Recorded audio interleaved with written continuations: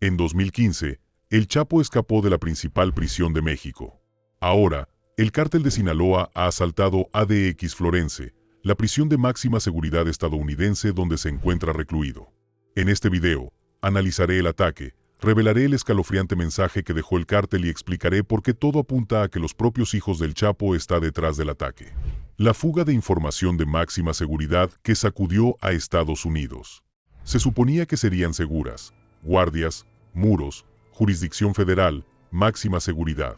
Pero el 15 de julio de 2025, algo sucedió en la USP Florence ADX, la prisión de máxima seguridad estadounidense conocida como el Alcatraz de las Rocosas, que sacudió por completo el sistema penitenciario.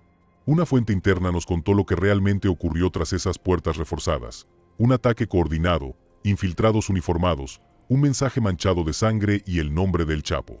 El cártel de Sinaloa no solo irrumpió, sino que rompió las reglas de la realidad, y el gobierno estadounidense intenta desesperadamente contener las consecuencias. Pero es demasiado tarde, porque si los atacantes pudieron hacerlo allí, ¿qué les impide hacerlo en cualquier lugar? Así empezó todo. 2 guardias no se presentaron al pase de lista, algo habitual, pero algo en el asunto parecía extraño.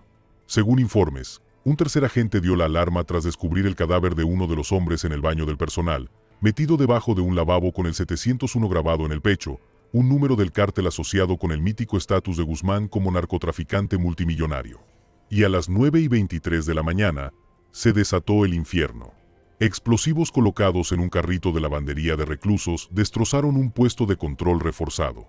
Para cuando llegaron los refuerzos, ya era demasiado tarde. 3 reclusos habían muerto, 5 empleados heridos, las grabaciones de vigilancia estaban corrompidas y, lo más alarmante de todo, los atacantes habían desaparecido. Pero esto no fue un intento de fuga fallido, nadie salió. Fue una advertencia para el propio Chapo. Según una filtración del FBI que obtuvimos, el ataque se organizó dentro de la prisión más segura de Estados Unidos para enviar un mensaje escalofriante. Sabemos dónde estás, podemos llegar a ti. Retrocedamos. Porque si te preguntas por qué ahora, no estás solo. Mucha gente pensó que el cártel de Sinaloa estaba acabado cuando Joaquín El Chapo Guzmán fue condenado en 2019 a cadena perpetua más 30 años. Pero esa suposición es precisamente la razón por la que fue posible lo que sucedió después. A pesar de estar encarcelado, El Chapo sigue siendo una figura simbólica, venerado por algunos, odiado por otros. Su encarcelamiento dividió al cártel de Sinaloa en dos, lo que desencadenó años de luchas internas, poder, robos y guerra abierta. Y una de las facciones más brutales que emergió del caos, una unidad disidente llamada Los Demonios, supuestamente formada por sicarios leales a Ovidio Guzmán, hijo del Chapo, el mismo que fue arrestado por las autoridades estadounidenses el 11 de julio en El Paso, según el Departamento de Justicia de Estados Unidos. El jueves, el Departamento de Justicia detuvo en El Paso a otros 2 presuntos líderes del cártel de Sinaloa. Y aquí es donde la situación se pone inquietante. 72 horas después de ese anuncio, ocurrió el incidente de Florence. ¿Casualidad? Fuentes federales no lo creen. Múltiples analistas de inteligencia han señalado a los demonios como los organizadores de lo que ahora llaman una operación de terror interno, una brutal demostración de fuerza dirigida a intimidar a rivales, funcionarios del gobierno e incluso al propio Chapo. Y no necesitaron matarlo para enviar un mensaje. Solo necesitaban asegurarse de que oyera los gritos. La USP Florence ADX es una fortaleza que alberga terroristas, jefes de cárteles y asesinos en masa, todos en un aislamiento casi total. Los reclusos pasan 23 horas en celdas insonorizadas con correo y visitas estrictamente controlados. Entonces, ¿cómo ocurrió un ataque brutal de alto nivel como este? Esto es lo que sabemos. La brecha se aprovechó de la complacencia del personal. Según memorandos internos filtrados, revisados por periodistas de investigación en la interceptación, los recortes presupuestarios y la rotación de personal habían creado vulnerabilidades en las inspecciones rutinarias, en particular en el sistema de lavandería utilizado para transportar materiales no peligrosos entre los bloques de celdas. Los atacantes se hicieron pasar por contratistas, usando placas robadas y uniformes falsos para infiltrarse sin ser detectados durante un envío rutinario de suministros, según un testigo de Vice News. Para ocultar sus huellas, alguien quemó las pruebas. Se encontraron discos de vigilancia fundidos en el carrito de un conserje, lo que demuestra que los atacantes sabían exactamente dónde estaban los repuestos. Y no se trataba solo de intimidación. Cada vez hay más especulaciones sobre la posibilidad de que alguien dentro de la oficina de prisiones les haya ayudado a entrar. Hablemos ahora del motivo. ¿Por qué una facción del cártel arriesgaría todo para atacar el único lugar con más probabilidades de garantizar una ofensiva nacional? Analizamos documentos judiciales, movimientos del cártel y conversaciones de inteligencia, y el panorama que se presenta es sombrío. Esto es lo que sugieren las fuentes. La captura de Ovidio Guzmán desestabilizó al cártel. En respuesta, Estados Unidos ha intensificado los esfuerzos de extradición en todo México, coordinándose con diversas agencias para asegurar a todos los nombres importantes en la jerarquía de Sinaloa. Ahora, se habla de un posible acuerdo de culpabilidad, que incluso podría involucrar al propio Chapo, y de concretarse, podría poner en peligro a su propia familia, especialmente a quienes aún luchan por tomar el control del negocio. Algunos creen que los demonios lanzaron el ataque a la prisión para impedir que se concretara dicho acuerdo. Lo más impactante es que esta no es la primera vez que el cártel se descontrola tras el arresto de un familiar de Guzmán. Recuerden 2019, cuando Ovidio fue capturado brevemente en Culiacán y sicarios del cártel convirtieron la ciudad en una zona de guerra. Derribaron helicópteros, tomaron rehenes y obligaron al gobierno mexicano a liberarlo. Ahora, en 2023, la misma ciudad, nuevo intento de arresto. Esta vez, trajeron ametralladoras calibre 50 y lanzacohetes. Así que sí, la violencia es una estrategia de negociación para estos tipos. Y lo que acaba de ocurrir en ADX Florence fue la versión estadounidense de Culiacán. Pero aquí está el giro inesperado. Fuentes internas dicen que el Chapo estaba furioso porque el ataque demostró debilidad, porque el viejo código narco, basado en el secretismo, la lealtad y la violencia calculada, ha sido reemplazado por algo más, algo caótico. El Chapo construyó un imperio basado en la precisión. Los demonios, según analistas del FBI, están construyendo uno basado en el caos. Y el caos es lo que más aterroriza a los gobiernos. Pero aquí está el truco. El sheriff Eddie Gatis del condado de Hidalgo no se sorprendió. Estamos en la misma situación que siempre con la actividad de pandillas que opera actualmente aquí en el condado de Hidalgo.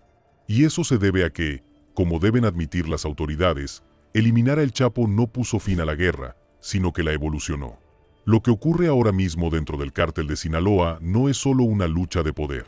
Es una crisis de sucesión en toda regla, un juego de tronos con chalecos antibalas en el centro.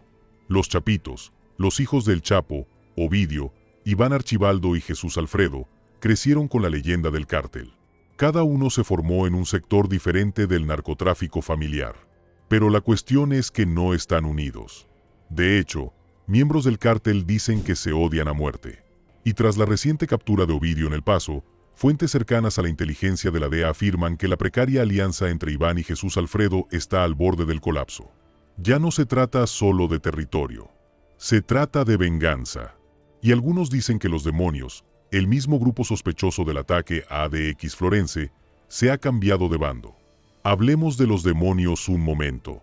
El nombre se traduce aproximadamente como los demonios. Son una banda poco coordinada de executivos y leales que alguna vez sirvieron a Ovidio. Piensa en antiguos sicarios, logística, jefes, cibercriminales e incluso policías locales corruptos. La mayoría fueron exiliados o traicionados durante el realineamiento posterior al Chapo. Y ahora libran una guerra en la sombra dentro y fuera de la prisión. Su estrategia es simple: sin piedad, sin reglas, sin liderazgo. Esto los ha vuelto increíblemente difíciles de rastrear e imposibles de predecir. Según documentos filtrados a Borderland Beat, los alguaciles estadounidenses detectaron recientemente un repunte en los asaltos organizados a la infraestructura de la oficina de prisiones, vinculados a comunicaciones rastreadas hasta reclusos federales con vínculos históricos con el cártel de Sinaloa. ¿Y lo más aterrador? Algunas de esas comunicaciones provenían del interior de Florence ADX. Aquí es donde la situación pasa de alarmante a absolutamente aterradora. 3 días después de la filtración, agentes de inteligencia cibernética interceptaron un mensaje de voz cifrado en las redes del cártel. La voz era baja, áspera, y supuestamente pertenecía a un exlogístico de Sinaloa conocido como El Cuervo. Dice las palabras: que lo oiga todo. Los muros no bastan. Podemos hacerlos cantar. Se dice que ese mensaje iba dirigido a El Chapo. Los investigadores creen que se envió mediante un repetidor de señal pirateado, camuflado como una transmisión de radio de oración, durante la hora de visita religiosa de un recluso. Se insinúa que el Chapo escuchó los gritos durante el ataque en tiempo real como una forma de tortura psicológica. De ser cierto, ya no estamos hablando de una guerra de pandillas. Hablamos de una guerra psicológica dentro de una prisión que antes se consideraba impenetrable. Retomemos lo que dicen los expertos. La profesora Guadalupe Correa Cabrera, una voz respetada en las relaciones entre los cárteles de Estados Unidos y México, dejó claro en una entrevista con Channel 5 News que la condena del Chapo no desmanteló el cártel. Simplemente lo descentralizó. En otras palabras, puedes encarcelar al capo, pero no puedes destruir el reino. El imperio se está destruyendo a sí mismo. El gobierno estadounidense ha pasado décadas persiguiendo a capos del narcotráfico por tejados, desiertos y fronteras internacionales, solo para descubrir que decapitar no sirve de nada si el cuerpo ya está desarrollando nuevas cabezas. ¿Y ahora qué? Bueno, si los rumores son ciertos, los federales se preparan para hacer algo sin precedentes. Fuentes del Departamento de Justicia informaron a ProPublica que la filtración de ADX Florense ha provocado una reestructuración total de la seguridad interna, que incluye una auditoría completa de todo el personal vinculado a procesos judiciales contra cárteles, la creación de un grupo de trabajo para evaluar los esfuerzos de reclutamiento de cárteles dentro de instalaciones federales y por primera vez en la historia de Estados Unidos, debate sobre la reubicación de un recluso federal nacional a un centro clandestino de detención en el extranjero por razones de seguridad y aislamiento. Sí, lo oíste bien. El Chapo podría ser trasladado de nuevo porque la ilusión de su aislamiento se ha desvanecido. Como supuestamente le dijo una fuente federal anónima a Rolling Stone, no se puede mantener a alguien en una jaula si la jaula está dentro de una casa en llamas. Retrocedamos un paso. Se ha confirmado un ataque en la prisión más segura de Estados Unidos. La violencia de los cárteles se dispara tras el arresto del hijo de El Chapo. Se están contrabandeando mensajes dentro y fuera de ADX Florense. Y El Chapo, antes intocable, ahora es solo un peón en algo más grande. ¿Y ahora qué? Eso es lo que se preguntan los investigadores. Y están considerando otro posible punto de conflicto, el archivo de testimonios del juicio de El Chapo. La mayoría de la gente no lo sabe. Pero cuando Guzmán fue condenado en 2019, decenas de horas de testimonios confidenciales en la sala del tribunal nunca se hicieron públicas por razones de seguridad nacional. Se dice que estas cintas contienen detalles sobre colaboradores gubernamentales de alto rango, empresas fantasma extranjeras y traiciones internas que podrían provocar conflictos diplomáticos y entre bandas criminales si se revelan. Y, ¿adivinen qué? Existe la creciente creencia de que alguien dentro de los demonios quiere esas cintas, lo que nos lleva a la teoría más inquietante hasta la fecha, que la filtración de ADX Florense no se trató de enviar un mensaje al Chapo, sino de una prueba. Lo que ocurrió en ADX Florense no fue solo una falla de seguridad. Fue el resultado de años de advertencias ignoradas, puntos ciegos deliberados y complicidad silenciosa. Porque mucho antes de la explosión, antes de que la placa de Sinaloa fuera grabada en el pecho de un muerto, el sistema lo sabía y miró hacia otro lado. Ese año, una auditoría del Departamento de Justicia, ahora desclasificada, detectó patrones preocupantes de contacto entre afiliados conocidos del cártel y miembros electos del FBI en múltiples instalaciones de alta seguridad. El memorando mencionaba sobornos disfrazados de traslados familiares, guardias que se desempeñaban como guardias de seguridad extraoficiales durante sus permisos de prisión y comunicaciones sospechosas por canales secundarios vinculadas a direcciones IP mexicanas. El párrafo final de la auditoría incluía una línea que decía: evaluamos una alta probabilidad de compromiso operativo en ADX Florense en los próximos 18 meses si el personal identificado no es reasignado o destituido. ¿Sabes qué pasó? Nada. ¿Por qué? Porque nadie quería admitir que Florense podía ser violada, así que los guardias se quedaron, el sistema siguió funcionando y comenzó la cuenta regresiva. Ahora, avancemos hasta 2024. Un denunciante de la USP Florense, bajo el alias Guache 17, presentó un expediente cifrado al Proyecto Marsal. Este describía un patrón inquietante de señales de alerta ignoradas, cuentas de reclusos con depósitos muy por encima de los límites permitidos, teléfonos de contrabando encontrados en los casilleros del personal y lo más escalofriante, una nota manuscrita encontrada en un armario de escobas que decía: no todos trabajan para ti. Esa carta, según Guache 17, estaba escrita en papel de economato que solo se vende en una instalación regional mexicana, no en Florense. Alguien transportaba suministros penitenciarios a través de las fronteras. Verán, aunque los demonios fueron noticia por su brutalidad, lo que más asusta a las autoridades no son las balas, sino la logística. Estos tipos se han vuelto completamente transnacionales dentro del sistema penitenciario. Así es como funciona. Suele comenzar en una instalación de baja seguridad, como una prisión de mínima seguridad en Arizona o Nuevo México. Afuera, los agentes compran influencias discretamente, intercambiando dinero, contrabando y pequeños favores para que el personal y los reclusos hablen. Una vez ganada la confianza, la verdadera información empieza a fluir.